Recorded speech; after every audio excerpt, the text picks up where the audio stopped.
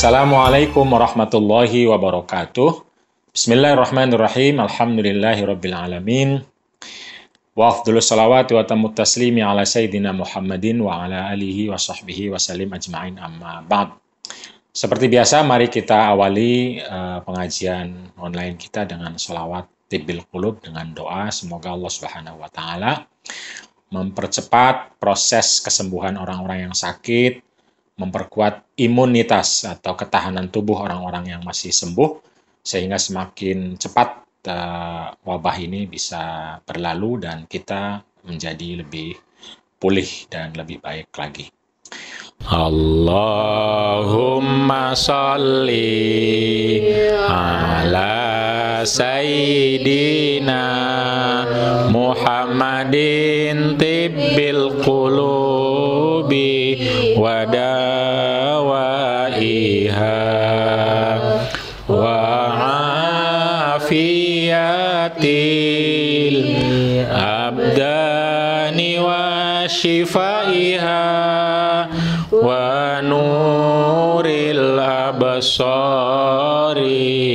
wa diyaiha wa ala alihi wa sahbihi wa sallim. Allahumma sholli ala sayyidina Muhammad. Bismillahirrahmanirrahim.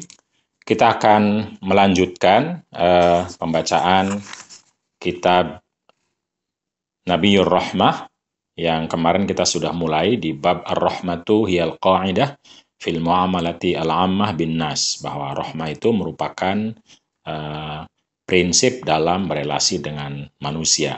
Kita sudah mendengar beberapa hadis terkait bagaimana seorang pemimpin, bagaimana seorang pengambil kebijakan atau seorang kepala yang bertanggung jawab dalam unit yang paling kecil seperti keluarga, organisasi, masyarakat, maupun negara dengan berbagai tingkatannya, itu penting sekali memiliki sikap rahmah kepada rakyat atau orang-orang yang ada di bawah tanggung jawabnya. Kita sampai ke halaman 7, paragraf yang kedua. Wa hatta idza kana al-mar'u imaman lin-nasi fis shalah. Bahkan ketika seseorang itu menjadi imam salat di masjid terhadap para makmum atau manusia, arsyadahun nabiyyu sallallahu alaihi wasallam an yarfaqa bihim. Nabi sallallahu alaihi wasallam menunjukkan, mengajarkan kepada kita semua agar supaya si imam itu punya sikap lemah lembut, punya rasa empati, simpati, dan tenggang rasa kepada orang-orang yang ada di belakangnya. Fala yatilu as-sholata bihim, maka janganlah memperpanjang bacaan sholawatnya ketika sholat bersama para makmum. Mura'atan lid-du'afa yu ashabil masolih. Karena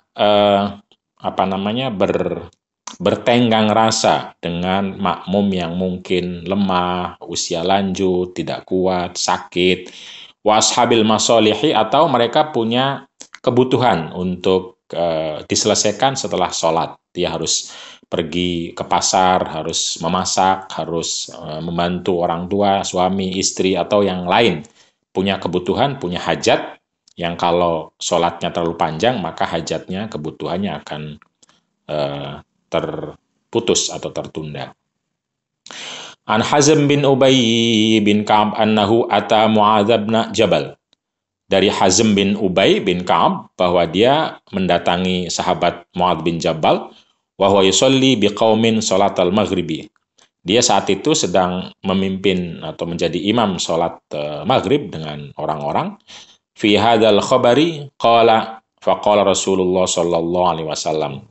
Fi hadzal khabari, tentang hadis ini, lalu kemudian Mu'adz bin Jabal bercerita bahwa Rasulullah sallallahu alaihi wasallam bersabda, "Ya Mu'adz, la takun fattanan.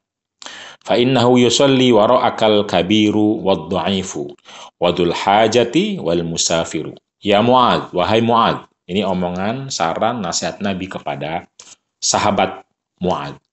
La takun fattanan, janganlah kamu menjadi orang yang eh, penyebab seseorang akan mengalami masalah. La takun fattanan, janganlah menjadi fitnah atau menguji orang lain, membuat orang lain akan mengalami ujian, mengalami masalah, mengalami problem. La takun fattanan. Fa innahu yusolli wara'akal kabir, karena yang sholat di belakangmu itu ada yang sudah usia lanjut, waddu'ifu ada yang lemah, wadul hajati ada yang punya hajat untuk segera ditunaikan setelah sholat, wal musafiru dan juga orang yang mungkin musafir, dia harus mengejar kendaraan, mengejar perjalanan. Akhrajahu Abu Dawud fi sunanihi, diriwayatkan oleh Abu Dawud dalam sunannya. Wa fi Aunil Ma'budi fi syarhi sunani Abi Dawud warada annal Imam An-Nawawi qala, dalam kitab Aunul Ma'bud syarah Sunan Abi Dawud, Imam Nawawi berkata, anna fil hadisi amrun bitakhfifis sholati wa ta'ziri ala italatiha, bahwa dalam hadis ini perintah dari Nabi Muhammad Shallallahu Alaihi Wasallam untuk meringankan sholat, membuat bacaan yang ringan dalam sholat, bahkan wa ta'zir ala itolatiha. Orang yang sholatnya panjang itu bisa ditakzir. Ditakzir itu artinya dihukum, disanksi, atau diberi peringatan agar tidak terjadi lagi. Wa qala aydon anna fihi, dan Imam Nawawi juga berkata, istihbabu takhfifis sholati mura'atun li halil ma'mumin, bahwa memberi hukum sunnah untuk meringankan bacaan sholat, memperpendek bacaan sholat, itu adalah mura'atun, bentuk perhatian lihalil makmumina, untuk perhatian terhadap keadaan atau kondisi para makmum. Wa amma man qala la yukrahu tatwilu idza alima ridul makmumin fayushkilu alaihi. Wa amma man adapun orang yang berkata la yukrahu, tidak dimakruhkan, at-tatwilu, membaca panjang, idza alima ridul makmumin, ketika diketahui makmumnya mau semua, rela semua. Fayushkilu alaihi, tetapi ini juga masih muskil, pemahaman ini, annal imama qad la ya'lamu, masih muskil karena bisa jadi imam itu tidak tahu halaman ya'ti, orang-orang yang datang kemudian selain orang yang rela itu. Fayatamu bihi ba'da dukhulihi, yang bergabung menjadi makmum setelah imam mulai masuk dalam fis sholati, dalam sholat. Kama fi hadisil bab, sebagaimana dalam hadis yang disebutkan tadi. Jadi ada orang yang mengatakan bahwa membaca sholat panjang itu baik atau boleh jika sudah disepakati dengan para makmum. Nah, kata Imam Nawawi, ini pun masih muskil. Kenapa? Karena bisa jadi ketika imam baru mulai, lalu ada orang lain yang masuk yang belum pernah ikut kesepakatan itu, atau tidak tahu bahwa imamnya akan membaca panjang. Nah, karena itu tetap saja membaca panjang adalah tidak disarankan. Fa'ala hadza yukrahu tatwilu mutlaqan. Nah, secara umum membaca panjang dalam salat itu hukumnya makruh, mutlaqan, secara mutlak.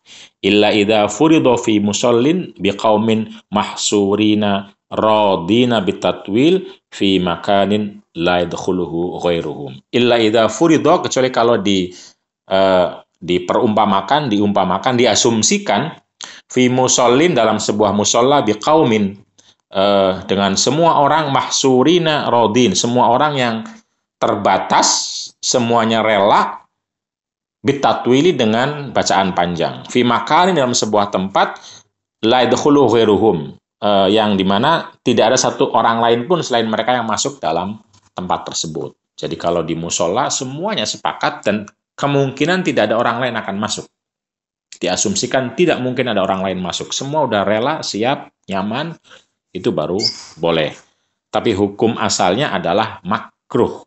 Ya. Wa fi sahihil Bukhari kana Nabi sallallahu alaihi wasallam yarhamun nasa fi salatihi mahum. Dalam Sahih Bukhari, Nabi Muhammad sallallahu alaihi wasallam juga mempraktekkan bagaimana Nabi menyayangi orang ketika sholat. Menyayangi maksudnya berarti memperpendek bacanya ketika ada gangguan yang dialami oleh atau ketika ada kekhawatiran ada orang makmum yang terganggu dengan sholat panjangnya. Hina kana yasra'u as-sholata, ketika Nabi Muhammad SAW mempercepat sholatnya ba'da an sami'a, setelah mendengar buka as-sobi khalfahu, mendengar ada bayi yang menangis. Jadi sholat kita itu bisa dipercepat ketika kita melihat ada problem yang harus kita tangani atau makmum tangani, bukan harus imam. Misalnya ada bayi yang menangis di mana ibunya ikut sholat. Nah, kalau bayi nangis, maka dia membutuhkan seorang ibu yang bisa netek susu atau menenangkan. Nah, pada saat tahu itu, Nabi Muhammad SAW mempercepat bacaan sholatnya agar supaya si ibu segera bisa menggendong bayinya. An Abdullah ibni Abi Qatadah an abihi Abi Qatadah. Dari Abdullah bin Abi Qatadah, dari bapaknya itu Abu Qatadah, Nabi SAW qala, inni la aqumu fis sholati. Ini, kata Nabi, sesungguhnya saya berdiri untuk sholat, uridu an utawwila fiha, saya pengennya membaca agak panjang dalam sholat itu, fa asma'u buka as-sabiyyi, tetapi saya mendengar seorang bayi menangis, fa atajawwazu fi sholati, lalu saya percepat sholat saya, karohiyatan an asyukqa ala ummihi, karena saya tidak mau akan memberatkan, menyusahkan ibunya. Coba bayangkan. Dalam hal sholat pun kita harus memperhatikan orang lain. Kita harus memahami kondisi, kebutuhan, persoalan, problem yang dihadapi oleh orang lain. Makmum misalnya. Kita bisa mempercepat.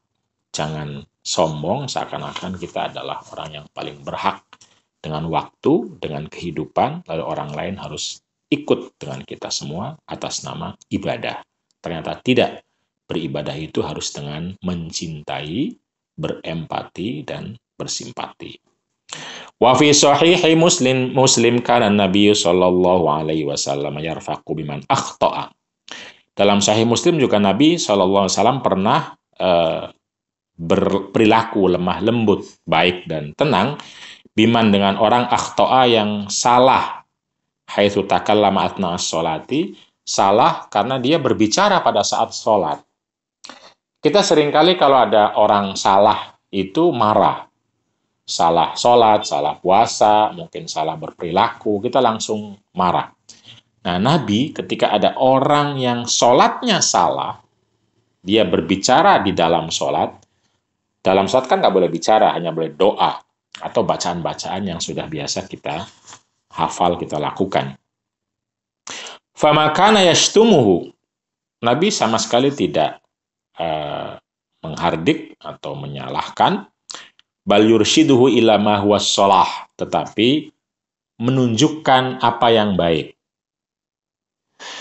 An Muawiyah bin al-Hakam as-Sulami, diriwayatkan dari Muawiyah bin al-Hakam as-Sulami, ana qala baina ana usolli ma Rasulillah sallallahu alaihi wasallam.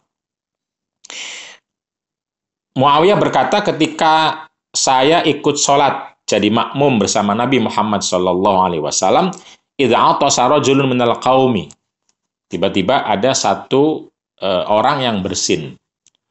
Faqultu yarhamukallah, ketika ada orang bersin maka saya membaca doa yang biasa kita bacakan ketika ada orang bersin itu, yarhamukallah, semoga Allah memberi rahmat kepadamu. Doa juga padahal. Lalu dia sampaikan atau dia ngomongnya kepada orang yang bersin tersebut. Faromani al-qaumu bi absarihim.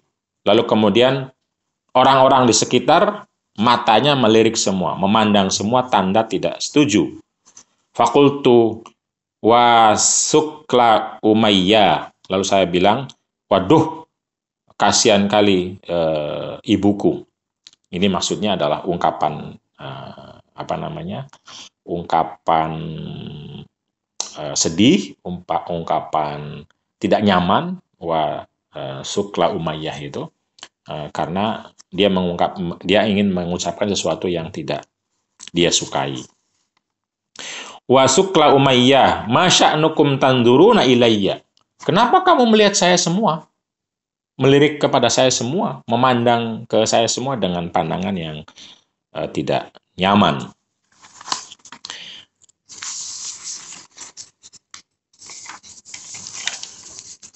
Faja'alu yadribuna biaidihim ala afkhadihim. Karena saya ngomong begitu, karena saya menjawab kepada mereka yang berkata itu dengan pernyataan ucapan saya itu, lalu para sahabat yang melihat saya tadi memukulkan tangannya ke paha masing-masing. Tentu tanda untuk mengatakan kamu jangan bicara. Falamma ra'aituhum yusammituni lakinni sakattu. Falamma ra'aituhum yusammituni. Ketika saya sadar, saya tahu bahwa mereka menginginkan saya agar diam, lakinni sakattu. Lalu kemudian tentu saja saya diam. Falamma shalla Rasulullah sallallahu alaihi wasallam, lalu kemudian setelah Rasulullah selesai sholatnya, fabi abi huwa wa ummi ma ra'aitu mualliman qablahu wala ba'dahu ahsana ta'liman. Fabi abi, maka demi ayahku, demi ibuku, ma ra'aitu mualliman, saya tidak pernah melihat seorang guru, qablahu, sebelumnya, wala ba'dahu, dan setelahnya juga, ahsana ta'liman minhu, yang paling baik mengajarkan, memberi pelajaran, minhu, dari Rasulullah Shallallahu Alaihi Wasallam. Jadi Nabi itu adalah sebaik-baik guru. Itu yang dikatakan oleh sahabat tersebut. Fawallahi ma kaharoni wala dorobani. Fawallahi, maka demi Allah, ma kaharoni, Nabi tidak menghardik saya, wala dorobani, tidak juga memukul saya, wala syatamani, tidak juga kalau sekarang mungkin membuli ya, menyalahkan saya. Qala, tetapi Nabi berkata sallallahu alaihi wasallam, inna hadhihi sholata la yasluhu fiha syai'un min kalamin nas. Innama huwa tasbihu wa takbiru wa qiraatul Qur'an. Salat ini, dia berkata kepada sahabat Muawiyah bin Hakam, salat ini tidak baik di dalamnya kecuali tidak baik di dalamnya perkataan-perkataan manusia, ucapan-ucapan manusia, kecuali berupa tasbih, memuji kepada Allah, wa takbir, mengagungkan Allah, wa qiraatul Qur'an, dan baca Qur'an. Jadi Nabi cuma bilang, kalau sholat itu yang baik bukan ngomong apa adanya, tetapi tasbih, takbir, dan baca Qur'an. Tanpa menyalahkan, tanpa menghardik, tanpa membuli, apalagi memukul. Wa kana Nabiyyu sallallahu alaihi wasallam la yaghdabu 'alal a'rabiyyil jahil alladhi yabulu fil masjid. Nabi juga tidak marah ketika melihat orang kampung yang mungkin tidak paham, tidak tahu, masuk masjid, dia kencing di dalam masjid. Balda'an nasa an la yaghdabu 'alaihi. Bahkan Nabi juga mengajak orang-orang atau meminta orang-orang juga untuk tidak memarahinya. Wa amarahum an yaghsilu mawdi'a baulihi. Tetapi cukup meminta mereka semua untuk mencuci tempat yang dikencingi oleh orang tersebut. Wa fi sahihil Bukhari, dalam sahih Bukhari, an Abi Hurairah, dari Abi Hurairah, Arabian, ada seorang kampung Arabi, bala fil masjidi, yang kencing di dalam masjid, fasaru alaihin nas, fasaru, maka naik darah semua atau marah semua, ilaihi, kepada orang tersebut, annasu, orang-orang, liyaqa'u bihi, mereka ingin menghantam, ingin memukul bihi, terhadap orang tersebut. Faqala lahum Rasulullah sallallahu alaihi wasallam, tetapi Rasulullah kemudian berkata kepada orang-orang, para sahabat, da'uhu, biar saja, wahriqu ala baulihi danuban min ma, tinggal alirkan atau siram di atas kencingnya tersebut, danuban, satu ember, min ma'in, dari air, au sajlan min ma, atau satu bejana dengan air. Fa innama bu'istum muyassirin, karena Allah mengutusmu semua, meminta kamu semua untuk selalu membuat kemudahan. Walam tub'atsu mu'assirin, dan tidak diutus untuk membuat kesusahan. Coba bayangkan kalau terjadi sekarang. Ada orang masuk masjid kencing di dalam masjid, bukan di WC. Kayaknya nggak akan terjadi atau sulit terjadi kapan, di mana, kepada atau siapa yang punya perilaku persis seperti Rasulullah. Wa kadza hina bala fi hujrihi sallallahu alaihi wasallam sobiyun. Begitupun ketika Nabi Muhammad sallallahu alaihi wasallam dikencingi pangkuannya oleh seorang bayi laki-laki, wada'at fihi imra'atun, yang ditaruh bayi tersebut oleh perempuan di pangkuan Nabi Muhammad sallallahu alaihi wasallam. Fala yaghdabu sallallahu alaihi wasallam alaihi wala ala ummihi. Nabi tidak marah sama sekali, tidak pada bayinya, tidak juga sama ibu bayi tersebut. An Ummi Qaisin binti Mihsan annaha atat Rasulullah sallallahu alaihi wasallam bibnin laha. Dari Ummi Qais binti Mihsan, dia datang menemui Rasulullah sallallahu alaihi wasallam membawa bayinya. Lam yakul at-ta'am, yang belum memakan. Fawada'athu fi hijrihi, lalu Ummu Qais meletakkan bayinya itu ke pangkuan Rasulullah sallallahu alaihi wasallam, fi hijrihi. Fabala, lalu kemudian si bayi itu kencing. Qala falam yazid ala an nadha bil ma. Qala, maka berkata rawi, falam yazid, maka tidak lebih yang dilakukan oleh Nabi kecuali ala an nadha bil ma, kecuali memercikkan air terhadap bekas atau tempat dikencingi bayi tersebut. Akhrajahu Muslim fi sahihihi. Ini diriwayatkan oleh Imam Muslim dalam sahihnya. Waqad sahhala an-nabiy sallallahu alaihi wasallam ba'du ashabihi alladhi iqtarafa khati'atan wa ma wajada ma yukaffiruha. Nabi juga sallallahu alaihi wasallam pernah memudahkan kafarat yang harusnya dilakukan oleh seorang sahabat karena suatu kesalahan tertentu dan dia tidak menemukan barang atau hal untuk mengkafaratkannya, untuk menggugurkan dosanya itu. Jadi ada sebuah kesalahan, sebuah dosa yang bisa dibayar dengan kafarat atau penebus dosa, penggugur dosa, pengganti.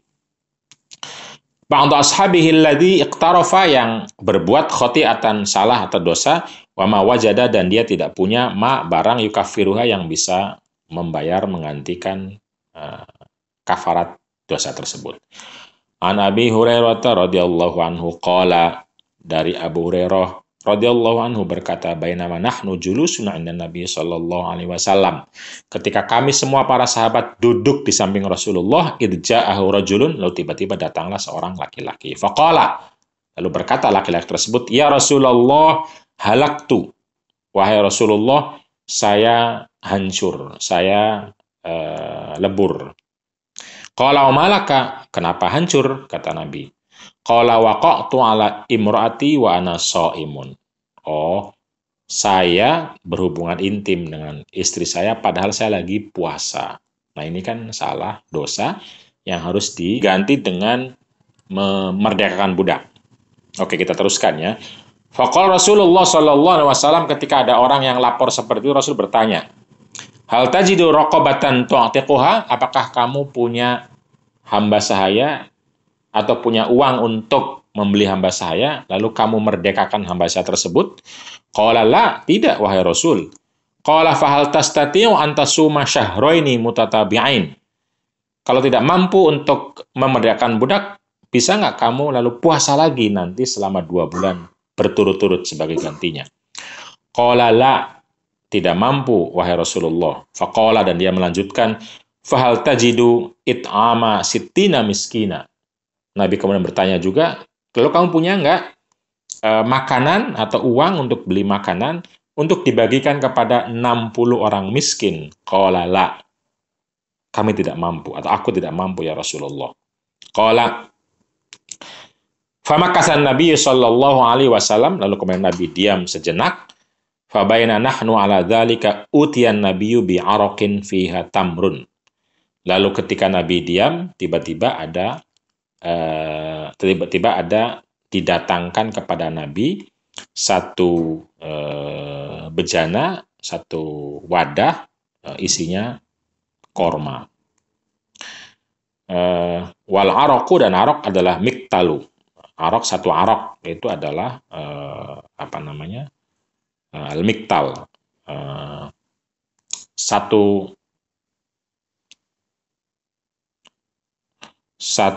jumlah tertentu. Mungkin kalau sekarang waring atau tempat yang digunakan untuk mengangkut korma. Qala aina sa'ilu. Lalu Nabi berkata, manakah yang bertanya tadi soal kifarat karena berhubungan intim waktu puasa?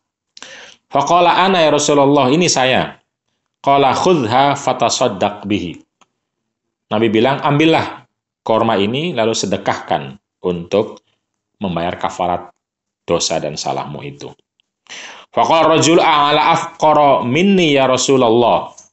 Apakah korma ini harus saya bagikan kepada orang-orang yang lebih fakir, lebih miskin dari saya, wahai Rasul? Fa wallahi ma baina labataiha yuridu al-harrataini ahlu baitin afqaru min ahli baiti. Demi Allah, tidak ada orang di antara dua pembatas kota atau daerah ini, ahlu baitin, keluarga, afqaru, yang lebih fakir, lebih miskin, min ahli baiti, dari keluargaku. Fadhahikan Nabi sallallahu alaihi wasallam. Lalu Nabi Muhammad sallallahu alaihi wasallam tertawa, hatta badat anyabuhu, sehingga kelihatan gigi-gigi utamanya. Summa qala at'imhu ahlaka. Lalu berkata kepada orang tersebut, ya udah, beri makan keluargamu. Ini adalah hadis diriwayatkan oleh Imam Bukhari. Wa hadza madhharun min madhahir rahmah ar-rasikhah. Dan ini tentu saja adalah contoh atau fenomena dari kasih sayang yang sangat kuat, yang sangat teguh fi qalbil Mustafa, dalam hati Nabi Muhammad sallallahu alaihi wasallam, bi ummatihi, dengan umatnya. Wa huwa bil mu'minina raufun rahim. Sebagaimana disebut dalam ayat Al-Qur'an bahwa Nabi itu kepada orang-orang yang beriman sangat lembut dan sangat penyayang. Di dalam hadis dan kisah yang sangat menarik ini, kelihatan sekali bagaimana Rasulullah sallallahu alaihi wasallam mempermudah persoalan. Jadi, ketika seseorang tidak mampu melakukan kewajiban, maka kita tidak menuntutnya untuk berusaha dan berusaha, tetapi mencari jalan keluar yang memungkinkan dia bisa terlepas dari kewajiban tersebut, bahkan dengan cara bantuan orang lain. Jadi, ketika seseorang bersalah atau berdosa yang salahnya itu bisa diganti dengan kafarat, secara literal kafaratnya itu adalah semua untuk ke orang lain, memerdekakan budak orang lain, lalu berpuasa yang dia sendiri 1 hari atau cuma sebulan aja nggak kuat, apalagi 2 bulan. Lalu bersedekah kepada orang lain. Nah, ketika tidak mampu bersedekah, malah disedekahi. Bayangkan. Jadi, seharusnya dia sedekah, dia malah disedekahi. Dengan cara disedekahi itu, dia sudah selesai dosanya, salahnya. Jadi ini menarik sekali bagaimana perilaku Rasulullah Shallallahu Alaihi Wasallam. Wa fi sunani Abi Dawud an Abdurrahman bin Jubair al-Misri, dan dalam Sunan Abi Dawud diriwayatkan oleh Abdurrahman bin Jubair al-Misri an Amr bin As, dari Amr bin As, qala ihtalamtu fi lailatin baridatin. Amr bin As menuturkan bahwa suatu saat dia bermimpi junub atau bermimpi hubungan intim, lalu terasa dia mengeluarkan, bahkan nyata mengeluarkan air mani, atau istilah kita mandi basah. atau bermimpi basah. Ihtalamtu bermimpi basah fi lailatin baridatin dalam ketika atau pada saat malam yang sangat dingin fi ghazwati dzatis salasil pada peperangan dzatis salasil. Fa asfaqtu in ightasaltu. Maka saya sangat khawatir, sangat takut terhadap tubuh saya, terhadap diri saya kalau saya harus mandi. Jadi orang yang mimpi basah itu kan karena keluar air mani, dia harus mandi junub. Tapi dia merasa saya nggak kuat ini dingin soalnya. Orang yang belum pernah mungkin bisa mencoba bagaimana dalam masa yang sangat dingin dia pegang air. Itu sama seperti airnya masuk dalam sumsum. An ahlika, saya takut, saya khawatir kalau saya mandi itu saya akan mati atau akan parah.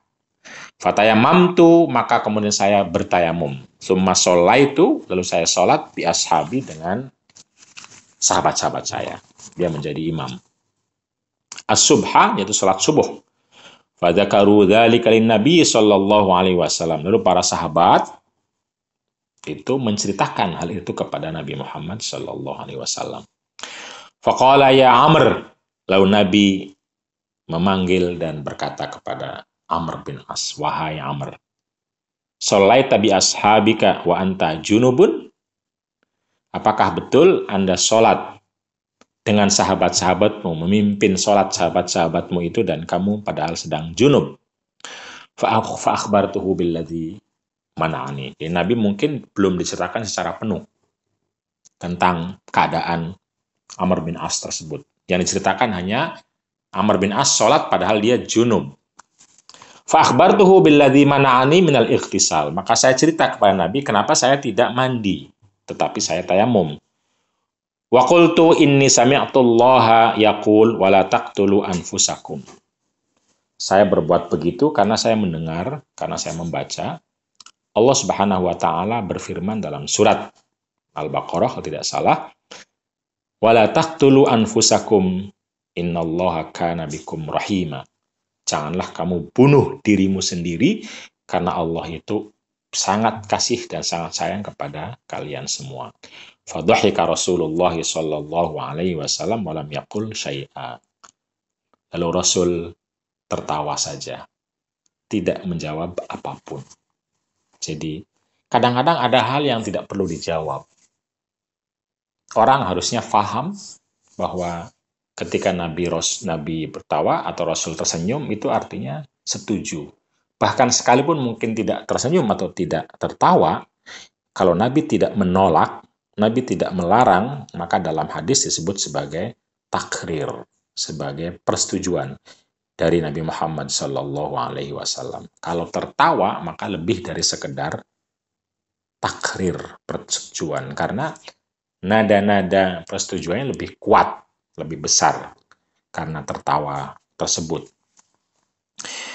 Wahada i'tirafun minal Mustafa, dan ini tertawa ini adalah merupakan pengakuan dari Rasulullah Shallallahu Alaihi Wasallam ala annal ibadata takunu ala asasil wus'i, bahwa ibadat sekalipun itu dalam Islam didirikan atas prinsip keluasan, kemudahan, wataisirin kemudahan, walaysa ala asasi syiddati wat taghlil, tidak atas dasar keras dan tegas. Tidak dipersempit, tidak dipersulit, dan tidak diperkasar. Dicari yang mudahnya, dicari yang tidak menyulitkan orang, yang lapang, yang mudah. Jadi kalau Nabi sudah bikin waktu sholat itu misalnya dari mulai jam 7 kalau zuhur, kalau isya misalnya jam 7 sampai jam 4, maka ya sholat dimanapun itu boleh dan baik daripada nggak sholat. Kita tidak perlu memaksa-maksa orang untuk di awal waktu, apalagi membuat orang lalu tidak nyaman. Tentu konteksnya lain kalau pendidikannya. Kalau tahu salat zuhur itu dari mulai jam 12 sampai jam 3 misalnya, ya itu adalah waktu zuhur, waktu yang memang disediakan secara luas dan lapang. Selama orang sholatnya di dalam waktu itu, maka dia orang yang baik. Orang yang baik. Tanpa harus dipaksa-paksa untuk pada awal waktu. Anal ibadah takunu ala asasi us'i wa taisir. Jadi sekarang misalnya, kalau ada orang merasa saya sakit, tidak mampu untuk puasa, ya sudah. Tidak perlu harus dicek sedemikian rupa dengan lab, dengan apa, untuk memastikan apakah dia puasanya harus dilakukan atau boleh dapat keringanan. Kita beri kesempatan kepada orang. Kalau dia ada alasan musafir misalnya, ada alasan sakit misalnya, ada alasan tidak mampu, ya sudah nggak apa-apa.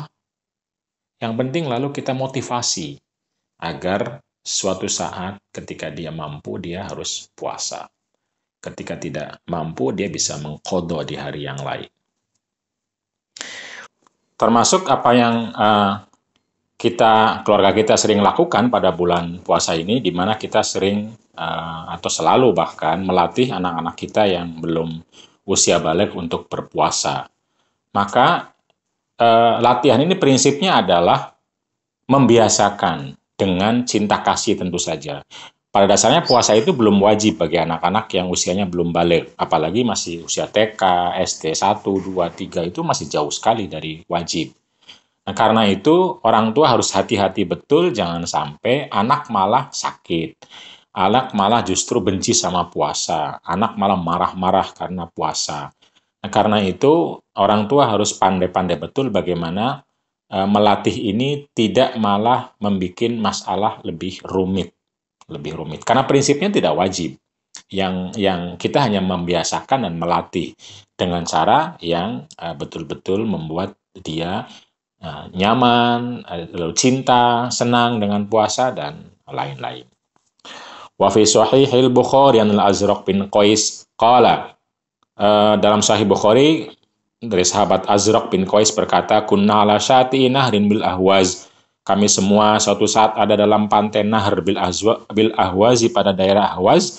Qad nadaba anhul ma. Qad nadaba telah kering atau berkurang, anhul ma, anhu dari sungai tersebut, al-ma'u airnya. Airnya udah kering, atau airnya berkurang, tipis. Faja'a Abu Barzah al-Aslami, lalu datanglah seorang bernama Abu Barzah al-Aslami, ala farosin, yang membawa atau menaiki kuda. Fasalla wa khalla farasahu.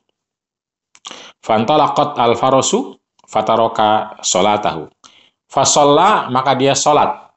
Lalu ketika sholat, wa khalla farsahu, tiba-tiba kudanya itu lepas dan lari atau pergi.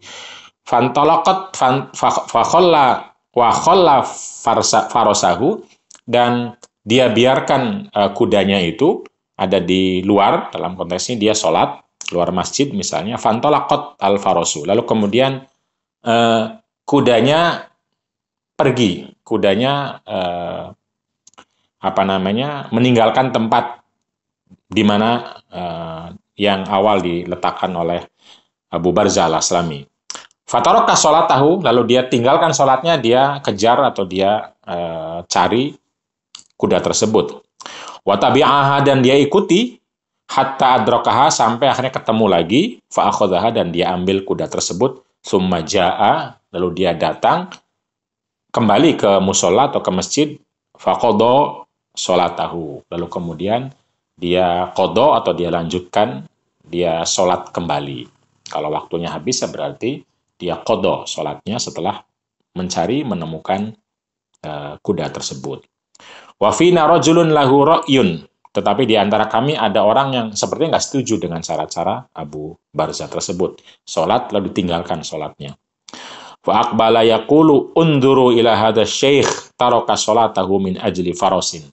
Orang tersebut yang tidak setuju dengan Abu Barzah berkata, lihat teman-teman, apa yang dilakukan oleh orang tua ini.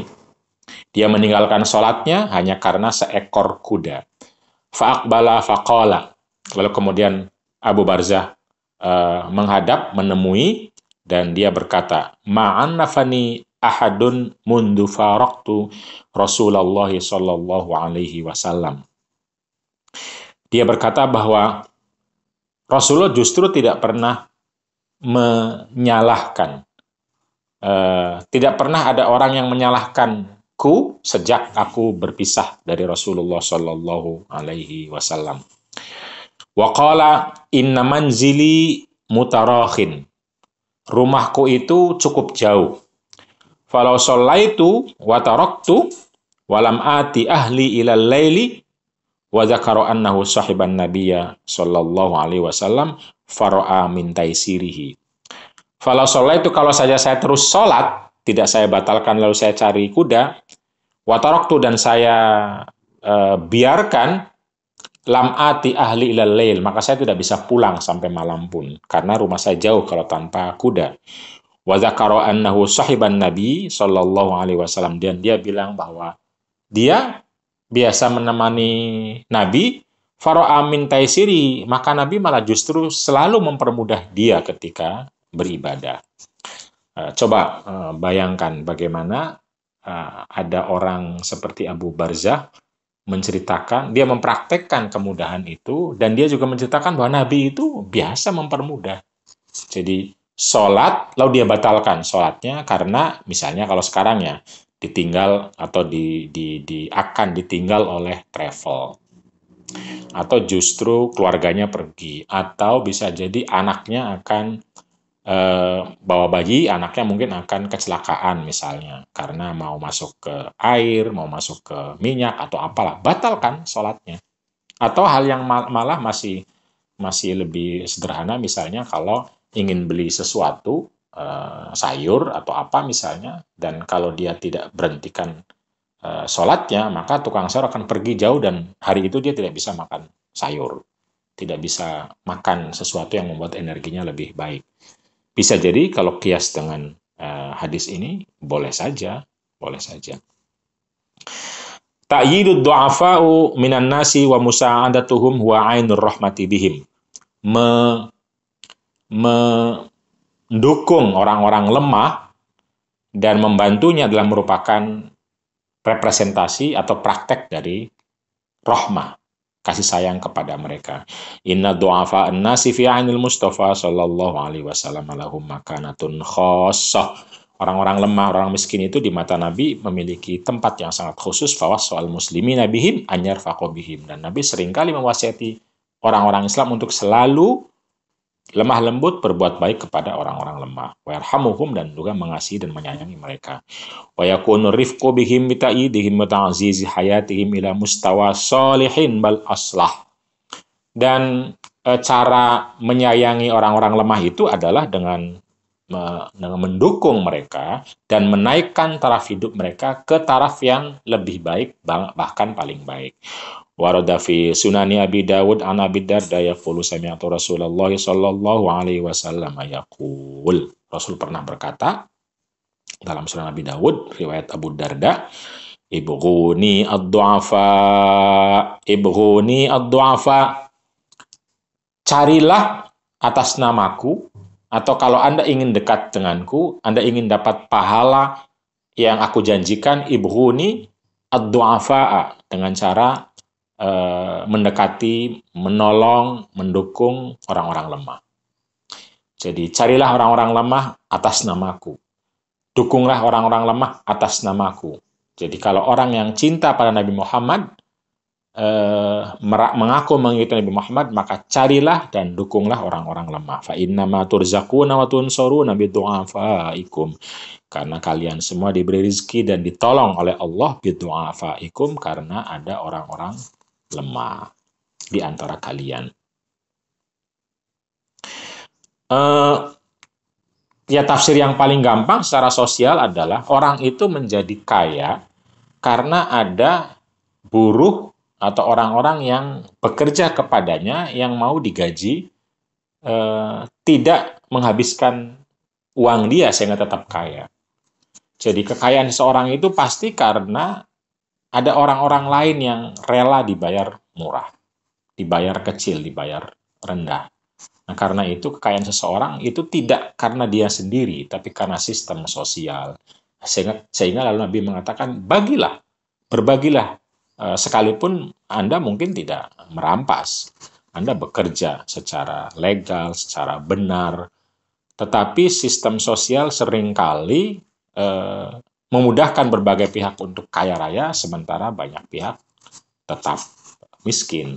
Nah, karena ada sistem seperti inilah, maka Nabi mengatakan, turzakuna wa tunsoruna bidu'afaikum. Rizkimu, wahai orang kaya. Sehatmu, wahai orang kaya. Ya, karena ada orang-orang miskin itu yang membantu, menolong, mendoakan, menjadi buruh, menjadi perawat. Dokter-dokter kaya-kaya karena banyak perawat yang menjadi soko guru, penopangnya. Coba kalau nggak ada perawat, dia akan kewalahan dan tidak memperoleh gaji besar atau cukup. Dan di semua jenis pekerjaan saya kira mirip saja. Wa qawluhu ibghuni kama warada fi 'anil ma'bud, kata-kata ibghuni itu adalah baghaituka syai'a talabtuhu laka. Baghaituka syai'a, saya mencari atau saya meminta mu sesuatu, artinya talabtuhu, saya minta hu kepada, talabtuhu, saya meminta sesuatu tersebut laka dari kamu. Wa fi Sunan Al-Baihaqi an Yahya bin Ja'dah qala Nabi sallallahu alaihi wasallam, innallaha azza wa jalla la yuqaddisu ummatan la yukhadhu lid-dha'ifi fihim haqq la yukhadhu lid-dha'ifi fihim haqquhu. Bahwa Allah Subhanahu wa taala tidak memuliakan suatu kaum yang hak-hak orang dhaifnya tidak diberikan. Wa kana min sifatil Mustafa kama wasafathu Khadijah zaujatuhu amamahu. Dan di antara karakter sifat-sifat Nabi Muhammad sallallahu alaihi wasallam sebagaimana dideskripsikan oleh istri tercinta beliau Khadijah bintu Khuwailid amamahu, di depan Nabi. Innaka latasilur rahim, engkau itu wahai Muhammad selalu menyambung persaudaraan, watas tukul hadis, dan berkata jujur, watahmilu al-kalla, dan menanggung beban orang-orang yang memerlukan, wataksibul ma'duma, dan juga bekerja memberikan kepada orang yang papa, yang tidak punya, watukri ad-daifa, dan juga menghormati tamu, watu'inu ala nawaibid dahri, dan selalu menolong orang-orang yang mengalami kesusahan tahun atau kesusahan sepanjang tahun. Wa min khutbati Abi Bakar Siddiq lamma tawalla mansabal khilafati ba'da wafatil Mustafa sallallahu alaihi wasallam. Di antara khutbahnya Abu Bakar ketika menerima pertama kali jabatan khalifah setelah Nabi wafat, annahu qala, Nabi Abu Bakar berkata, asidqu amanah wal kidbu khiyanah. Kejujuran itu adalah amanat, kebohongan adalah khianat. Wadha'ifu minkum qawiyyun 'indi, dan orang yang lemah di antara kamu adalah kuat bagiku, hatta aziha illatahu insyaallah taala, sehingga saya lalu berkewajiban atau bertanggung jawab karena dia kuat untuk menghilangkan kesusahannya. Wal qawiyyu fikum dha'ifun 'indi, dan orang yang kuat di antara kalian justru lemah di mataku, hatta akhudha al-haqqa minhu, sehingga saya berani, karena dia lemah di mataku, saya berani untuk mengambil kewajibannya untuk ke hak orang lain. Insyaallah taala. Wa mimma sabaqa yakunu ta'yidud du'afa, dan apa yang telah lewat itu ada bahwa dukungan terhadap orang lemah itu min ahammi suwarir rahmati allati arsyada ilaihal Mustafa sallallahu alaihi wasallam. Mendukung orang lemah adalah termasuk bentuk rahmah, kasih sayang paling penting yang diajarkan oleh Nabi Muhammad sallallahu alaihi wasallam. Fala takunu ar-rahmatu illa bil adli bin nas. Karena itu tidak ada yang namanya rahmah kecuali dengan cara berbuat adil kepada manusia. Wala yakunul adlu, dan tidak ada keadilan illa bi ta'yidi du'afaihim. Dan keadilan tidak ada kecuali dengan cara mendukung dan menguatkan orang-orang yang lemah. Wa alaihi, dan di atas itu takunu siyasatu fil islami, ada politik dalam Islam itu min ajli ihqaqil haqqi. Jadi politik dalam Islam itu adalah untuk menegakkan kebenaran, min aqwiyain nasi ila du'afaihim, menegakkan kebenaran sehingga mengambil kewajiban-kewajiban orang kaya untuk kepentingan menutup, memenuhi, dan mendukung memberdayakan orang-orang lemah mereka. Wa min aghniyaihim ila fuqaraihim, dan dari orang-orang kaya kepada orang miskin. Wa fi hilyatil auliya li Abi Nuaim, dan dalam kitab Hilyatul Auliya atau ditulis oleh seorang ulama besar Abi Nuaim, wasal Mustafa li Mu'adz bin Jabal, Nabi Muhammad pernah memberi wasiat kepada Mu'adz bin Jabal, faqala sallallahu alaihi wasallam, lalu kemudian Nabi bersabda, ya Mu'adz, wahai sahabat Mu'adz, usika wasiatal akhis syaqiq, saya berwasiat kepadamu sebagaimana wasiat yang diberikan seorang saudara kepada saudara kandungnya. Usika bitaqwallah, saya wasiat kamu untuk selalu bertakwa kepada Allah. Wa'id al-marido wa asri' fi hawaijil aramili wa du'afa. Wa'id, dan besuklah al-marido, orang yang sakit, wa asri', dan percepatlah fi hawaijil aramili, dalam memenuhi kebutuhan orang-orang janda atau perempuan-perempuan yang lemah dan membutuhkan. Wa du'afai, dan juga orang-orang lemah. Wajalis al-fuqara awal masakin, dan temani atau duduk bersama, ngobrol, dengarkan al-fuqara, orang-orang fakir, wal masakini, dan orang-orang miskin. Wa ansif, dan berbuat adillah an-nasa, kepada manusia, min nafsika, dari sekalipun dari mungkin hakmu, kesombonganmu, posisimu. Waqul haqqo wa la ta'khudhka fillahi lawmata laim. Waqul, dan katakan al-haqqo, kebenaran, wala ta'khudhka, janganlah kamu tergoda atau tergadai fillahi, untuk di jalan Allah, laumatu laimin, cercaan, hinaan orang-orang yang akan menghina kamu. Jadi kalau benar, lakukan, tawakal ala Allah. Orang lain ngomong apa, biarkan.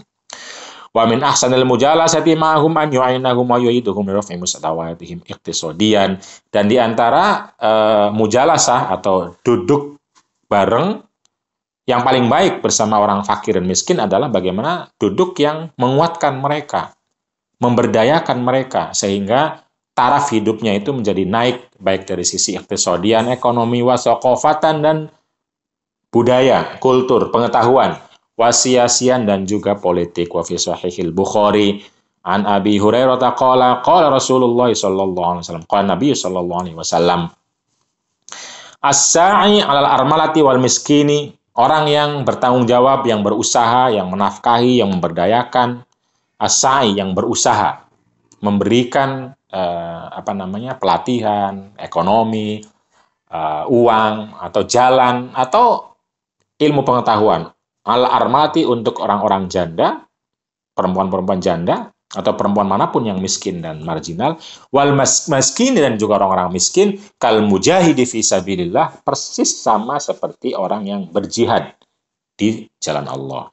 Awil qaimi al-laila as-shaimin nahar, atau persis seperti orang yang selalu salat malam dan selalu puasa siang hari. Bayangkan. Was-sa'yu, dan usaha, ya kullun, usaha atau kerja itu adalah untuk orang janda dan orang miskin tadi, kullun minal ighosah, semua jenis pertolongan, wal musa'adah, dan juga penguatan, wa tafqif, dan pendidikan, wa ta'yid, dan dukungan, wa takrimi, dan juga pemuliaan, wal ihtirami, dan penghormatan. Jadi usaha-usaha kita untuk menguatkan, memberdayakan, mendidik, memberi fasilitas, memberi ekonomi, memberi jalan, dan lain-lain adalah termasuk usaha yang disebut oleh hadis tersebut.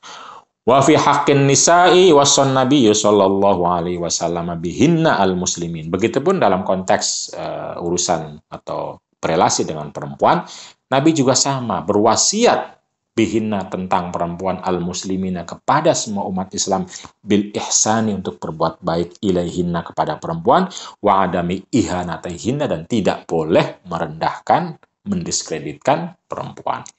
Idh kunna fi halati dha'fi, karena perempuan seringkali posisinya lemah. Bukan perempuan yang lemah, tapi posisinya, posisi sosial, dilemahkan, disalahkan. Karena itu kita harus betul-betul berperspektif baik. Karena kalau tidak, maka itu awal dari melemahkan, merendahkan, menyalahkan perempuan. Tapi kalau kita berpikir sejak awalnya baik, mau manusiakan, insya Allah jangankan perempuan yang terhormat, ketika tidak terhormat pun kita berpikirnya sebagai manusia yang terhormat. Kama hiyal halu fi katsirin minal ahwal fil buldan islamiyati bal alam. Sebagaimana di mana-mana ya posisi perempuan secara umum di berbagai dunia Islam dan dunia manapun, termasuk negara-negara yang katanya modern, maju, demokratis, itu juga kondisi kehidupan perempuannya sangat lemah. Warada fi Sunan Ibnu Majah, ada dalam Sunan Ibnu Majah an Sulaiman bin Amr bin Ahwas, dari Sulaiman bin Amr bin Ahwas, haddatsani abi, diceritakan kepadaku oleh ayahku, annahu, bahwa ayahku, syahida, ikut hajjatul wada, ikut menghadiri haji perpisahan, hajjatul wada, haji satu-satunya haji yang dilakukan Rasulullah dan merupakan haji wada, perpisahan, karena beberapa tahun setelahnya, 2 atau 3, Nabi adalah wafat dan tidak ada haji lagi setelah itu. Ma'a Rasulillah sallallahu alaihi wasallam, bersama Rasulullah, fahamidallaha, maka Allah memuji, maka Nabi memuji Allah, membaca tahmid kepada Allah. Wa asna alaihi, dan juga mengapresiasi, memuji, bersyukur kepada Allah. Wa dzakkara, lalu memperingatkan kami semua, memberi peringatan, menasihat. Wa wa'adha, dan memberi nasihat, anjuran, ceramah kalau bahasa sekarang. Summa qala, lalu di antara ceramah itu Nabi berkata, Istausu bin nisa'i khairan. Saya wasiatkan kepada kalian semua bin nasi, tentang perempuan, khairan, untuk berbuat baik kepada mereka. Jadi saya wasiatkan kepada kalian semua untuk selalu berbuat baik kepada perempuan. Fa innamahunna awanin indakum, karena perempuan itu di mata kalian, dalam kehidupan kalian, seringkali menjadi awanin, seperti budak yang tidak dihormati, tidak didukung, tidak didengar suaranya, kalaupun dia berbuat disalahkan. Nah, kondisi seperti ini laksana budak kalau kata Ibnul Asir. Jadi bukan budak, bukan sedang bicara norma, tapi sedang bicara fakta yang itu salah. Karena faktanya sering begitu, maka radar kita harus kuat. Nah, untuk menguatkan radarnya adalah membaca wasiat Rasulullah. Dari Rasulullah memberi wasiat itu untuk menguatkan radar kita. Ting-tang, ketika perempuan terjadi kekerasan, pelecehan. Nah, kita disuruh berbuat baik. Laisa tamlikuna minhunna syai'an ghairu dzalik, padahal kalian semua tidak memiliki apapun dari perempuan itu hak selain berbuat baik kepada mereka. Wa awanin atau awanun, arti awanun adalah ay ka'asirat, seperti para tawanan yang tidak memiliki keleluasaan untuk berbuat, bertindak.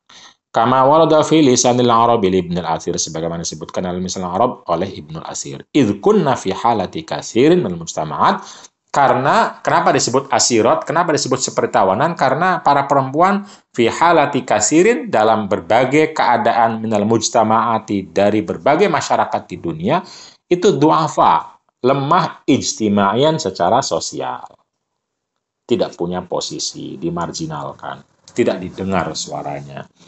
Waktu sodian begitupun ekonominya, banyak yang tidak bekerja, kalau bekerja digaji murah, kalau sudah punya uang direbut oleh laki-lakinya, atau untuk keluarga, lalu kemudian dia tidak punya lagi uang. Wasaqofatan, begitupun pengetahuannya, ilmunya, tidak punya kesempatan yang sama, atau punya banyak rintangan ketika mau belajar.